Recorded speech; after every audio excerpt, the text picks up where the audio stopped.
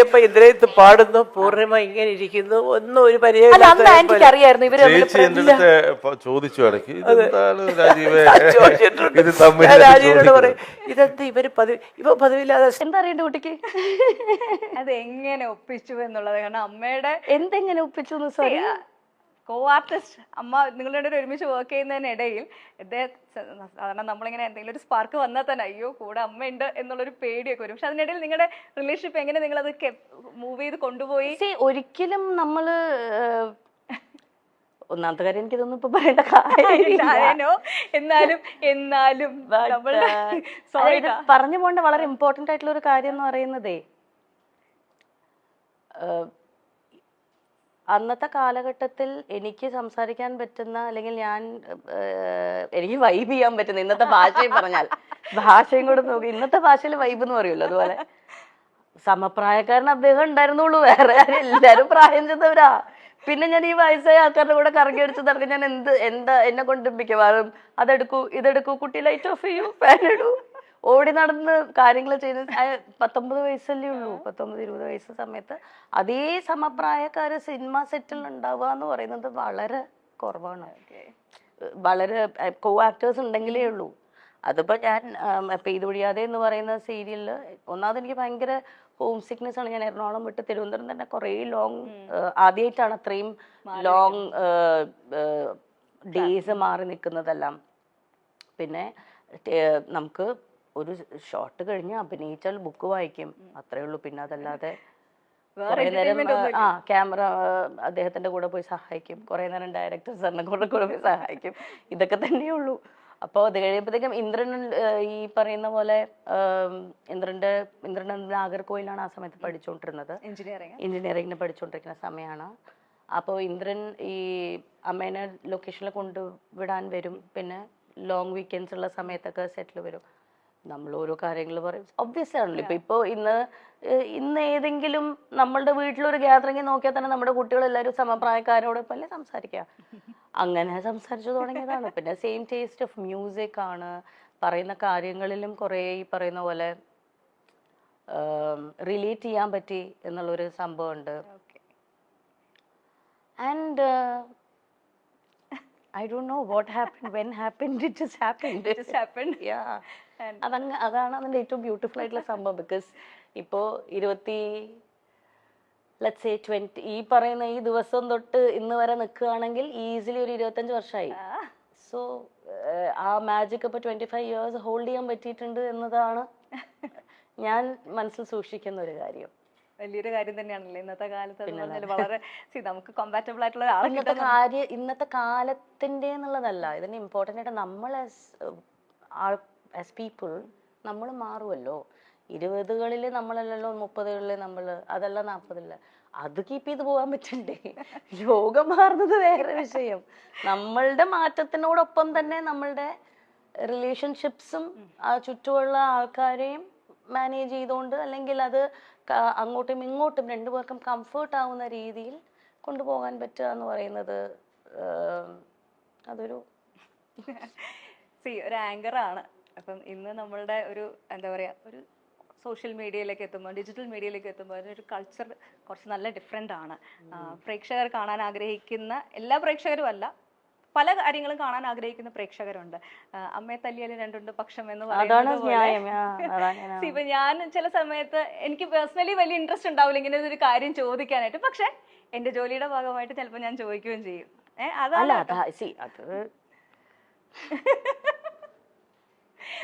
അപ്പൊ ആ ഒരു അങ്ങനെ ഒരു ആങ്കറിങ്ങിൽ വന്നിട്ടുള്ള ഒരു മാറ്റം. ഇപ്പം ഇന്റർവ്യൂസ് ഇതേപോലെ കഥ ഇതുവരെ അല്ലാതെ തന്നെ ഒത്തിരി നല്ല നല്ല ഇന്റർവ്യൂ പ്രോഗ്രാംസ് ചെയ്തിട്ടുണ്ട്. ഞാനൊക്കെ കണ്ട് ഒരുപാട് നമ്മുടെ അപ്പൂസൊക്കെ ഭയങ്കര ഫാനായിരുന്നു കേട്ടോ. കഥ ഞങ്ങളുടെ ചാനലിൽ തന്നെ ഇങ്ങനെ ഒരു ഷോ കോൺസെപ്റ്റ് കൊണ്ടുവന്നത് കഥ ഇതുവരെ ഇൻസ്പയർഡ് ആയിട്ടാണ്.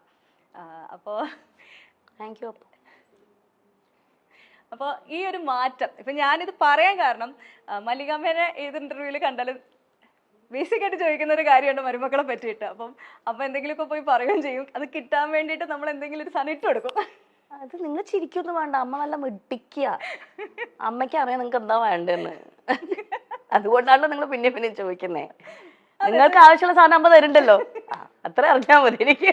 സോഷ്യൽ മീഡിയയിൽ എന്താണ് ട്രെൻഡ്, എന്താണ് പ്രേക്ഷകന് വേണ്ടത്, എന്താണ് ചാനലിന് വേണ്ടതെന്ന് കൃത്യമായി അറിയുന്ന വേറൊരു വ്യക്തി ഉണ്ടോ എന്ന് എനിക്ക് ഇപ്പോഴും സംശയം. അമ്മയുടെ ഞാനെപ്പോഴും അത് പല ഇന്റർവ്യൂസിലും ഞാനത് പറഞ്ഞിട്ടുണ്ട്.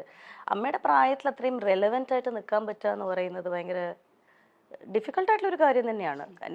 അത് ഇന്നത്തെ ജനതയ്ക്ക് എന്താണ് ഇഷ്ടം, അല്ലെങ്കിൽ ഇന്നത്തെ ജനതയ്ക്ക് റിലേറ്റ് ചെയ്യാൻ പറ്റുന്ന രീതിയിലുള്ള കാര്യങ്ങൾ സംസാരിക്കുകയും അവർക്ക് മനസ്സിലാവുന്ന രീതിയിൽ അത് എക്സ്പ്രസ് ചെയ്യാൻ പറ്റുക എന്ന് പറയുന്നത് ഭയങ്കര ഇമ്പോർട്ടൻ്റ് അല്ലേ. അപ്പം അമ്മ അതിൽ മിടിക്കുകയാണ്. ഞങ്ങളുടെ ചാനലിൽ തന്നെ വന്ന പ്രോഗ്രാമിൽ വന്നൊരു വേറൊരു സാധനം കൂടി ഞാൻ കാണിച്ചു തരാം കേട്ടോ. അമ്മയുടെ ആൻസർ പറഞ്ഞു, ഇത് കേട്ടിട്ട് മരുമക്കളുടെ റെസ്പോൺസ് നമ്മൾ ഇതിൻ്റെ ഒരു റിയാക്ഷൻ ആക്ച്വലി വേറെ വന്നിട്ടുണ്ടായിരുന്നു. ഇത് ട്രോളാണ് കേട്ടോ, ഞങ്ങൾ ചാനലുകാർക്കുള്ള ട്രോളാണ്. കുറച്ച് ഫ്രഷ് ക്വസ്റ്റ്യൻ എടുക്കട്ടെ. മല്ലികാന്റിക്ക് ഏറ്റവും ഇഷ്ടമുള്ള മരുമോൾ സുപ്രിയാണോ പൂർണിമയാണോ? ഇന്ദ്രജിത്താണോ പൃഥ്വിരാജാണോ മല്ലികാന്റിക്ക് ഏറ്റവും ഇഷ്ടം? അടുത്തത് റാപ്പിഡ് ഫയർ ആണ്. 3 ആളുടെ പേര് പറയാം, അതിൽ ഒരാളുടെ പേര് മല്ലികാന്റി പറഞ്ഞേ പറ്റുള്ളൂ. മല്ലികാന്റിക്ക് ഏറ്റവും ഇഷ്ടമുള്ള പേരക്കുട്ടികൾ ഇവരിൽ ആരാണ്? അലങ്കൃത, പ്രാർത്ഥന, നക്ഷത്ര. ഇഷ്ടമില്ലാത്തത് പറയാട്ടാ. ഏറ്റവും സെൽഫിഷായ മരുമോൾ സുപ്രിയാണോ പൂർണിമയാണോ? ഇത് നിങ്ങൾക്കെതിരെയുള്ള ട്രോളാണ്. മല്ലികാന്റി പോയല്ലോ, ഒരു ഫ്രഷ് ക്വസ്റ്റ്യൻ കൂടി ഉണ്ട്. ഇന്ദ്രനാണോ പൃഥ്വിയാണോ? നല്ല മക്കൾ ഇവരാരാണ്? ഇതിന്റെ വേറെ സംഭവം ഒറിജിനൽ സാധനം ഞങ്ങളുടെ ചാനലില് മല്ലികാമ്മയുടെ ഷോ വന്നപ്പം വന്ന ക്വസ്റ്റ്യൻ ഓഡിയൻസിന്റെ ഇടയിൽ നിന്ന് വന്നതാണ്. ചെറുതായിട്ടെങ്കിലും ഒരു അമ്മായിയമ്മ മരുമകൾ പോരുണ്ടെങ്കിൽ ആ പോരെടുക്കുന്ന ആരെടുത്തായിരിക്കും? സുപ്രിയ. എനിക്കത് ഇഷ്ടമേ അല്ല. ഞാൻ എന്നെ കിട്ടത്തില്ല പോരിന്. ഞാൻ ഇവരുടെ കൂടെ താമസിക്കത്തില്ലല്ലോ. പിന്നെ പോരെടുക്കാൻ ഇതെങ്ങനെ പോരെടുക്കുന്നത്? ഞാൻ നിൽക്കത്തില്ല. ഞാൻ വേറെ അത് പറയാൻ മക്കൾക്ക് വലിയ പരാതിയാ കൂടെ ശ്രദ്ധിക്കാതെ. അതല്ല, അതുകൊണ്ടാണ് ഈ സ്നേഹം.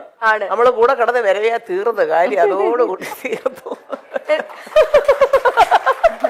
അല്ല, എന്നാൽ ഒരു ഇച്ചിരി മല്ലികാന്റിക്ക് ഒന്ന് ഇവളെ ഒന്ന് സൂക്ഷിക്കുന്നതാണ് നല്ലതെന്ന് തോന്നിയത് ഇവരിൽ ആരെയാണ്? നിങ്ങൾക്കിത് എന്താണ് എന്തറിഞ്ഞാലാണ് നിങ്ങൾക്ക് സന്തോഷാവുക? എനിക്കതറിയാം. ഏത് ഉത്തരം കിട്ടിയാലാണ് നിങ്ങൾക്ക് സന്തോഷാവുക? എന്താ നിങ്ങൾ കേൾക്കാൻ ആഗ്രഹിക്കുന്നത്? ഇത് കേൾക്കുമ്പോ എന്താ തോന്നുന്നു ശരിക്കും? ഇല്ല, എനിക്ക് അങ്ങോട്ടാ ചോദിക്കാനല്ലോ. നിങ്ങൾ ചോദിക്കുന്ന ചോദ്യങ്ങൾക്ക് അതനുസരിച്ച് ഉത്തരം തരാലോ എന്ന് വെച്ചിട്ടായി ചോദിക്കണം കേട്ടോ. എന്ത് കേട്ടാലാണ് നിങ്ങൾക്ക് കൂടുതൽ സന്തോഷം? സത്യം പറയല്ലോ, എനിക്ക് അറിയത്തില്ല. ഞാൻ ഈ ക്വസ്റ്റ്യന്റെ ആളല്ല, സത്യസന്ധമായിട്ട് പറയുവാണെങ്കിൽ. ഈ ഇന്റർവ്യൂസ് ഞാനിപ്പോ സിനിമ കുറെ ഇന്റർവ്യൂസ് ചെയ്യണ്ടല്ലോ. ഇത് ഒരു മാറ്റമാണ് ആക്ച്വലി, സമയത്തിനനുസരിച്ചുള്ള മാറ്റമാണ്. ഇങ്ങനെ വളരെ പേഴ്സണൽ ആയിട്ടുള്ള ഇറലവെന്റ് ആയിട്ടുള്ള ക്വസ്റ്റ്യൻസ് തന്നെ ഞാൻ പറയും. പക്ഷെ ഇങ്ങനത്തെ ക്വസ്റ്റ്യൻസിലേക്ക് ആങ്കർ ചോദിക്കുന്നതിനെ പറ്റി ആ ഒരു ജോലിയിൽ ഇരുന്ന ഒരാളാണ് അല്ലെങ്കിൽ ചെയ്യുന്ന ഒരാളാണ്. എനിക്കൊരു പേഴ്സണൽ റൂളുണ്ട്. ഞാൻ മുമ്പിലിരിക്കുന്ന വ്യക്തിയെ അതിപ്പോ ഒരു ഇന്റർവ്യൂവർ എന്ന രീതിയിൽ ഞാൻ ഇന്റർവ്യൂ ചെയ്യുന്നപ്പം കഥ ഇതുവരെ ചെയ്തപ്പോഴാണെങ്കിലും അത് കഥ ഇതുവരെയിലാണ് എൻ്റെ ലൈഫ് ചേഞ്ചിങ് ജേർണി ആയിരുന്നു കഥ ഇതുവരെ എന്ന് പറയുന്ന ആ സമയത്ത്. കാരണം ഞാൻ ഇന്റർവ്യൂ ചെയ്തിട്ടുള്ള കുറേ മഹത്തായിട്ടുള്ള വ്യക്തികളും അവരുടെ ജീവിത പാഠങ്ങളിലൂടെ ഞാൻ പഠിച്ച കാര്യങ്ങൾ കുറേയാണ്. കാരണം ഞാൻ അവരെ മുമ്പിൽ ഇരുത്തുന്നതിന് മുന്നേ കുറേ അവരെക്കുറിച്ച് പഠിച്ചിട്ടാണ് അവിടെ ഇരിക്കുന്നത്. ഒരു പ്രോപ്പർ ഹോംവർക്ക് ചെയ്ത് ഒരാഴ്ചയോളം അവരുമായി മാനസികമായി സഞ്ചരിച്ചിട്ടാണ് നമ്മൾ ഒരു ഇന്റർവ്യൂവിന് അവരെ കൊണ്ടിരുത്തുന്നത്.